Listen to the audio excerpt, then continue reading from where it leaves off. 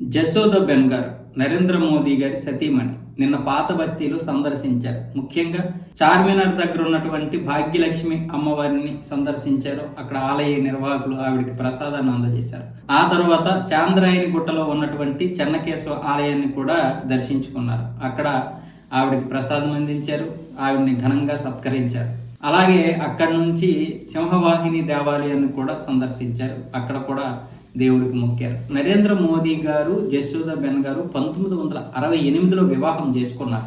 వీరికి పిల్లలు లేరు. 3 సంవత్సరాలు ఒకే ఇంట్లో ఉన్నా కూడా పెద్దగా కలిసిమెలిసి లేరు. అంటే ఆయనకి అప్పటికి వాళ్ళ అమ్మగారి ప్రోద్బలంతో వివాహం అయ్యింది, కానీ నరేంద్ర మోదీకి సంసార జీవితం మీద పెద్దగా ఆసక్తి లేకపోయింది. ఎప్పుడు కూడా రాజకీయాలే.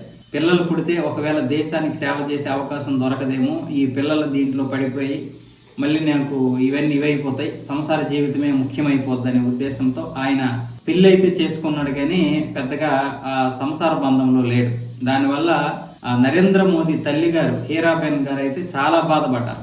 హీరాబెన్ గారు ఎంత చెప్పినా కూడా నరేంద్ర మోదీ అయితే పెద్దగా వినలేదు.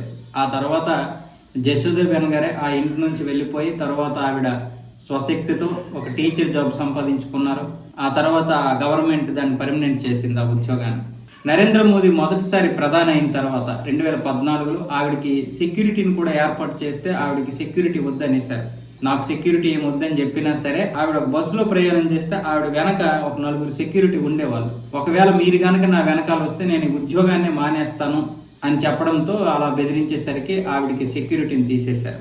ఆవిడగానే కాదు, నరేంద్ర మోదీ గారి కుటుంబ సభ్యులు ఎవరో కూడా సెక్యూరిటీని ఉంచుకోరు. పైగా వాళ్ళు సాధారణ వ్యక్తుల్లాగానే ఉంటారు. సాధారణ వ్యక్తులు కూడా